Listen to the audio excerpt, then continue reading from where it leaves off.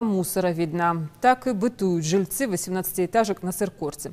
Дополняют пейзаж сорняки. Люди не раз обращались к местной власти с просьбой решить эту нелицеприятную проблему.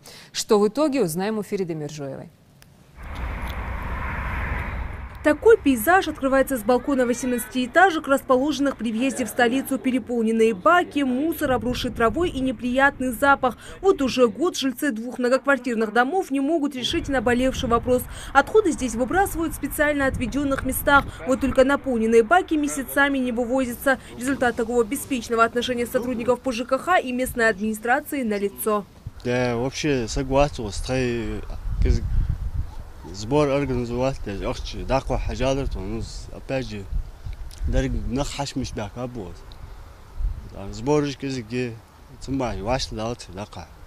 Хабяки, вот, хажири бака, Жить среди мусора далеко не приятно. Уборку двора местные жители не раз организовывали за счет собственных средств. Но мусорная машина забирает лишь содержимое баков. А горы отходов вокруг них продолжают пополняться новыми мешками. За помощью жильцы многоэтажек обратились в комитет экологии.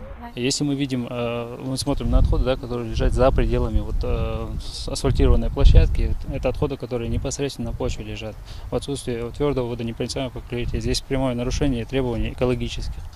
В данном случае мы будем принимать меры к администрации и главе администрации за это нарушение. Что касается правил благоустройства территории, вопросы привлечения к ответственности за именно нарушение вот этих правил, именно то, что отходы лежат, не вывозятся, не организуется эта работа, должна быть специально созданная административная комиссия, которая будет выявлять и пресекать данные нарушения. Такая административная комиссия создана, но по каким-то причинам не работает. Плюс ко всему во дворе часто играют дети. Мусор при высокой температуре быстрее разлагается и может стать причиной распространения заразы. Здесь уже вмешиваются сотрудники Роспотребнадзора. В данном доме должна была создаться жильцами ТСЖ. То есть эти жильцы сами создают организацию, которая совсем смотрит, вывозит и работает в данном направлении. Если жильцы отказываются создать ТСЖ, администрация должна создать управляющую компанию, которая будет непосредственно с этим работать. То есть в данном случае это администрация Носокосского округа. ТСЖ в 18-этажках до сих пор не создали, а с управляющими компаниями вопрос обстоит куда более сложнее. С проблемными домами никто не хочет связываться. Мусор во дворе – одна беда. Прилегающая территория заросла амброзией. Сезон цветения карантинного растения совсем близок, но скашивать аллерген никто не спешит. Судя по всему, трава в человеческий рост для ответственных структур выгодна, ведь под ней скрывается еще одна свалка. Мусор сюда свозят строители с близлежащих объектов.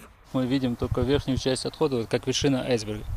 По факту, если до того, как выросла здесь трава, мы видели всю картину, весь участок. Это практически вся территория была захламлена отходами.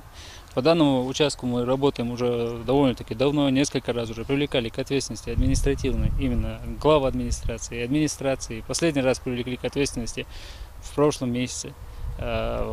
И исполняющего обязанности главы Сыркорта, и саму администрацию. От 100 до 250 тысяч рублей. Только в этом году региональным комитетом экологии выписано более 40 предписаний главам администрации. Свалка в Сыркорте вошла в список тех, что по указанию главы необходимо ликвидировать до конца месяца. Комитет экологии уже взял ситуацию под личный контроль, а вопрос с беспризорными баками придется решать местным властям. Ферида Миржоева, Рахман Суров, Новости 24.